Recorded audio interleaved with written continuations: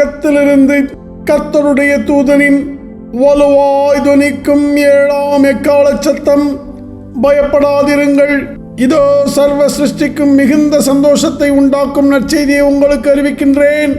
வருத்தப்பட்டு பாரஞ்சுமக்கிறவர்களே, நீங்கள் எல்லோரும் எல்லா நாமத்திற்கும் மேலான நாமத்தை உடைய என்றென்றைக்கும் ஸ்தோத்தரிக்கப்பட்ட காலத்தை தாண்டியும் ஸ்தோத்தரிக்கப்படுகின்ற சர்வ வல்லமையுள்ள மகிமையின் கர்த்தராகிய கிறிஸ்து இயேசுவினிடத்தில் வாருங்கள்.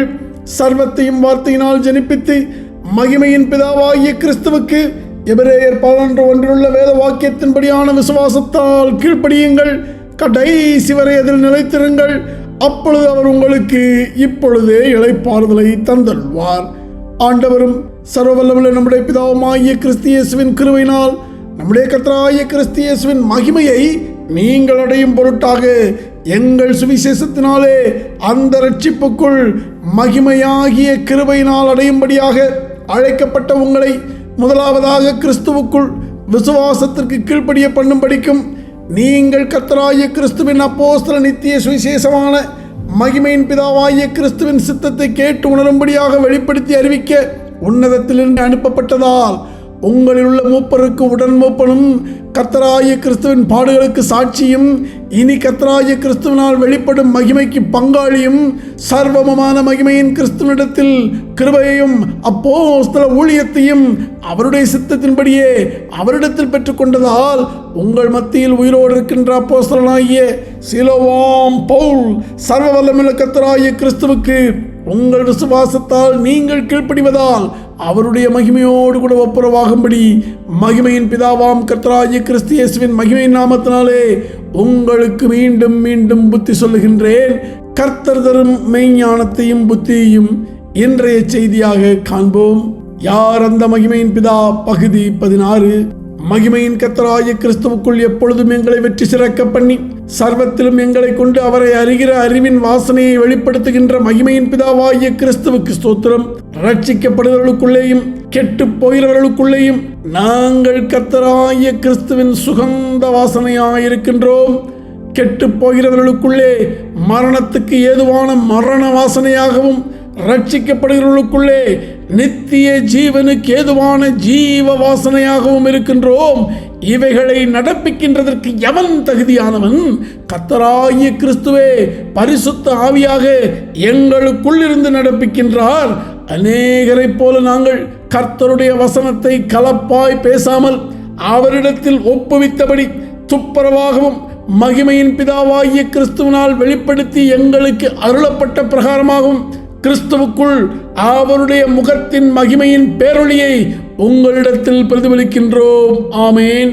யாத்ராகமம் 33:18-20 வசனங்களில் மோசே கிருபை அருளப்படும் முன்பாக அவருடைய மகிமையை காண விரும்பிய பொழுது கர்த்தர், நீ என் முகத்தை காண மாட்டாய், ஒரு மனுஷனும் என்னை கண்டு உயிரோடு இருக்கக்கூடாது என்றார். உணர்ந்து கொண்டீர்களா? அவருடைய மகிமையை கண்ட எவனும் உயிரோடு இருக்க முடியாது என்பதை வெளியரங்கமாக நியாய பிரமாணத்தின் கிரியைகளுக்கு உட்பட்டவர்களுக்கு அறிவித்தார். மகிமையின் பிதாவின் காணக்கூடிய ரூபமாக இறங்கி வந்தவர் விசுவாசத்தால் அவருக்கு கீழ்ப்படிந்தவர்களுக்கு யோவான் 11:40 வசனத்தில், நீ விசுவாசித்தால் மோசேயினால் அன்று காண முடியாமல் போன அந்த மகிமையின் பிதாவுடைய மகிமையை காண்பாய் என்று மகிமையின் பிதாவின் இரத்தத்தினால் உண்டான நித்திய ஜீவ பிரமாணமான புதிய உடன்படிக்கைக்கு உட்பட்டவர்களுக்கு கிருபை செய்தருளினார். லூக்கா 9:32 படி பேதுருவும் அவனோடு கூட இருந்தவர்களும் மேசியாவாகிய கிறிஸ்துவின் மகிமையை முகமுகமாய் கண்டார்கள். நாள் உண்டாகிறதற்கு முன்பாகவே இருந்த வார்த்தையானவர் மாம்சமாகி கிருபையினாலும் சத்தியத்தினாலும் நிறைந்தவராய் நமக்குள்ளே வாசம் பண்ணுகின்றார். விசுவாசத்தால் கீழ்ப்படுகின்ற எவனும் கர்த்தராகிய கிறிஸ்துவின் அடிமையாகிய நானும் கர்த்தராகிய கிறிஸ்துவின் மகிமையின் முகத்தில் பிதாவின் மகிமையை கண்டோம். மோசேயினிடத்தில் முன்னறிவித்தது போல இன்றும் மகிமையின் பிதாவின் மகிமையை கண்டவர்கள் சரீர மரணத்தை குறித்து அவர் வெளிப்படுத்தினபடி ரோமர் 6:1-7 வசனங்களில் அவர் வழிநடத்தி பாவத்துக்கு மரித்த நாம் புதிதான ஜீவன் உள்ளவர்களாய் ஞான ஸ்நானத்தினாலே கர்த்தராகிய கிறிஸ்துவுடனே கூட அடக்கம் பண்ணப்பட்டோம். இப்படி அவருடைய மரணத்தின் சாயலில் இணைக்கப்பட்டவர்கள் அவருடைய உயிர்த்தெழுதலின் சாயலிலும் இணைக்கப்பட்டிருக்கிறோம் என்று கர்த்தர் நம்மை விடுவிக்கின்றார். இப்படி கர்த்தராகிய கிறிஸ்துவுக்குள் மரித்தவன் பாவத்துக்கு நீங்கி விடுதலையாக்கப்பட்டிருக்கிறான் என்று கர்த்தர் உணர்த்துகின்றார்.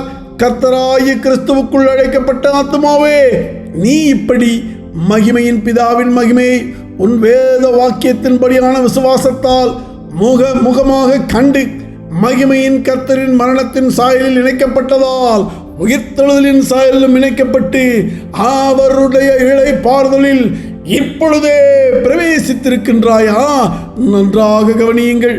காணக்கூடிய ரூபமாகிய தம்முடைய வருகை குறித்து ஏசாயா 43 அதிகாரம் 10 முதல் 13 வசனங்களிலே, நானே அவர் என்று நீங்கள் உணர்ந்து என்னை அறிந்து விசுவாசிக்கும்படிக்கு நீங்களும் நான் தெரிந்து கொண்ட என் தாசனும் எனக்கு சாட்சியாயிருக்கிறீர்கள் என்று கர்த்தர் சொல்லுகின்றார்.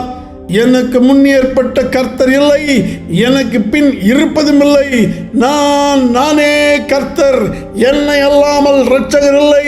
நானே உங்களுக்கு சுவிசேஷம் அறிவித்து விசுவாசத்தால் கீழ்ப்படிந்த ஆத்துமாவை மீட்டு ரட்சித்து விளங்க பண்ணினேன். உங்களில் இப்படி செய்யத்தக்க அந்நிய தேவன் இல்லை. நானே கர்த்தராகிய மேசியா என்பதற்கு நீங்கள் எனக்கு சாட்சிகள் என்று கர்த்தர் சொல்லுகின்றார். நாள் உண்டாகிறதற்கு முன்னே நானே இருக்கிறேன், என் கைக்கு தப்புவிக்கத்தக்கவன் இல்லை என்று கர்த்தர் உங்களை எச்சரிக்கின்றார்.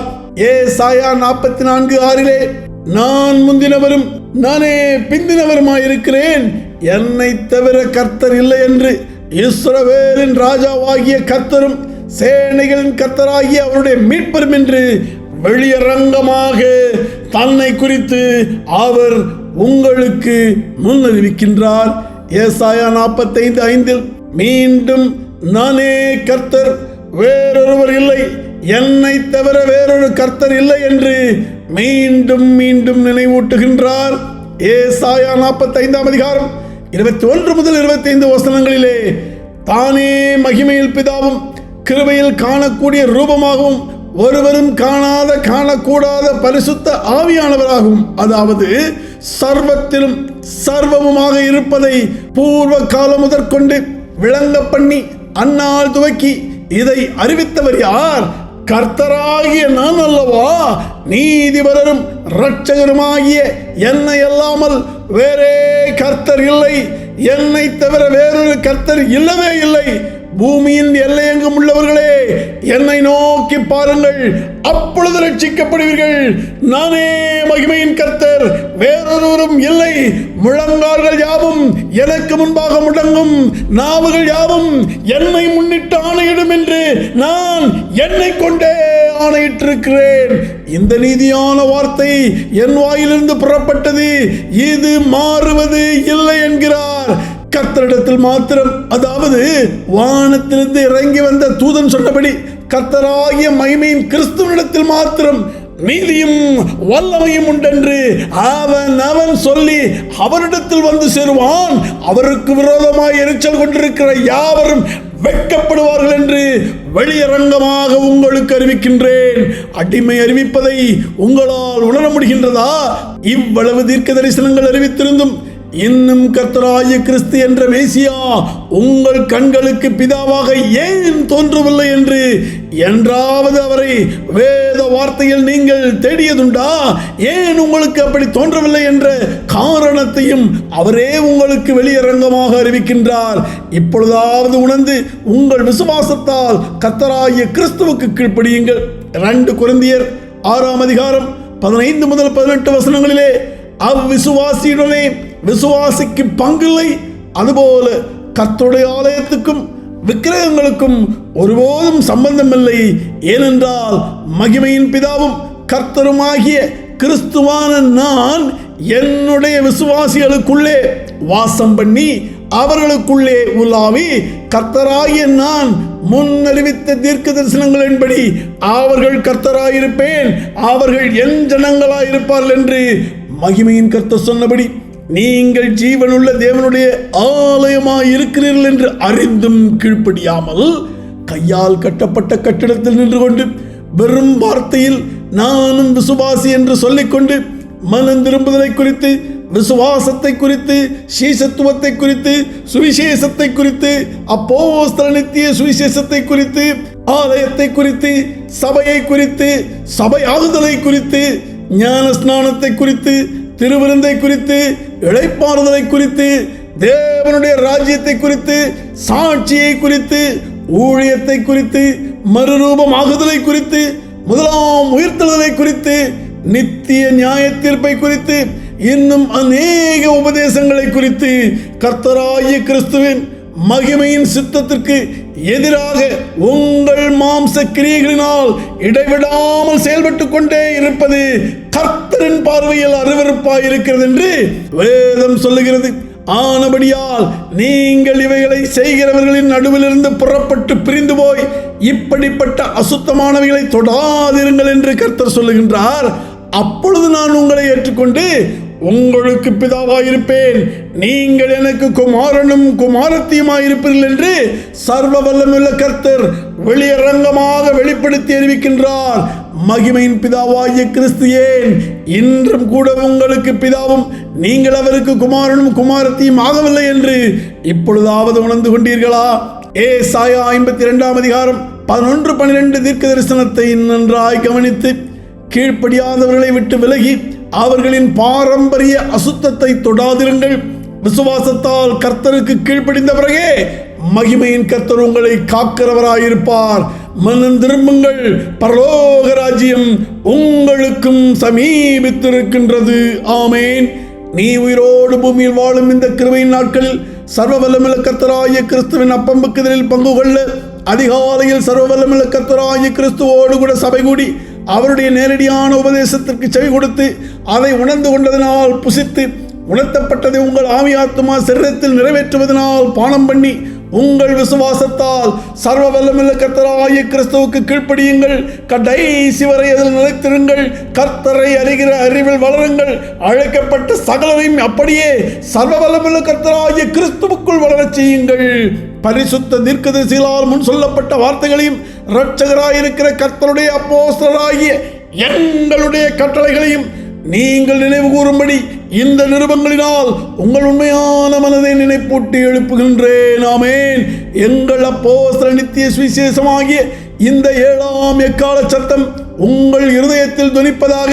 அழைக்கப்பட்டவர்களே, கர்த்தராகிய கிறிஸ்து இயேசுவுக்குள் அப்போஸ்தல நித்திய சுவிசேஷத்தின்படி யோவான் 7:38 வழிநடத்துதலினால் எபிரேயர் 11:1 கட்டளையில் வெளிப்படுத்தினபடி யோவான் 14 அதிகாரம் 7-11 வசனங்களின்படி கர்த்தராகிய கிறிஸ்து தன்னை மகிமையின் பிதாவென்று உங்களை நம்பச் சொன்னவைகளில் நீங்கள் உறுதியாயிருந்து ரோமர் 1:20 படி உங்கள் மாம்சத்தின் கண்களில் மகிமையின் கிறிஸ்துவனிடத்தில் காணாததும் காணக்கூடாததுமாகிய நித்திய வல்லமையும் மகிமையும் கர்த்தராகிய கிறிஸ்துவனிடத்தில் மாத்திரம் உள்ளது என்பதில் ஏசாயா 45:24 பரிசுத்த ஆவியானவர் முன்னறிவித்து வெளிப்படுத்தினபடி உங்கள் முழு இருதயத்திலும் நிச்சயம் உள்ளவர்களாகி இப்படி வேத வாக்கியங்களின்படி மகிமையின் கிறிஸ்துவின் மேல் வைக்கும் விசுவாசத்தில் மகிமையில் உள்ள தூதர்களும் ஆதி அப்போஸ்தலர்களும் இப்பொழுது நாங்களும் எங்கள் வீட்டாரும் நிலைத்திருப்பதைப் போல நீங்களும் உங்கள் வீட்டாரும் எங்களோடு கூட மகிமையின் கர்த்தராகிய கிறிஸ்துவுக்குள் இப்படி ஒரே சிந்தையாயிருந்து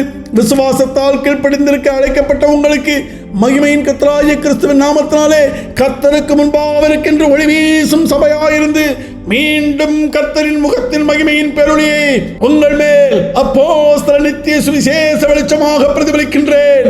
எல்லா நாமத்திற்கும் மேலான நாமத்தை உடைய சர்வ வல்லமையுள்ள பிதாவாகிய கர்த்தரும் இரட்சகரும் என்றென்றைக்கும் ஸ்தோத்தரிக்கப்பட்ட மகிமையின் பிதாவுமாகிய கிறிஸ்து இயேசுவினுடைய கிருபையும் அவருடைய மனதுருக்கமும் அவருடைய தயவும் அவருடைய அன்பும் அவருடைய பரிசுத்த ஆவியின் ஐக்கியமும் சர்வ வல்லமையுள்ள கர்த்தராகிய இயேசுவை சர்வ வல்லமையுள்ள கர்த்தராகிய கிறிஸ்து என்று விசுவாசிப்பதால் கீழ்ப்படிந்து அதை அறிக்கையிடுவதால் ரட்சிப்படைகின்ற உங்கள் அனைவரோடும் கூட இம்மையிலும் காலத்தை தாண்டி மகிமையிலும் நித்திய நித்தியமாக நிலைத்திருப்பதாக.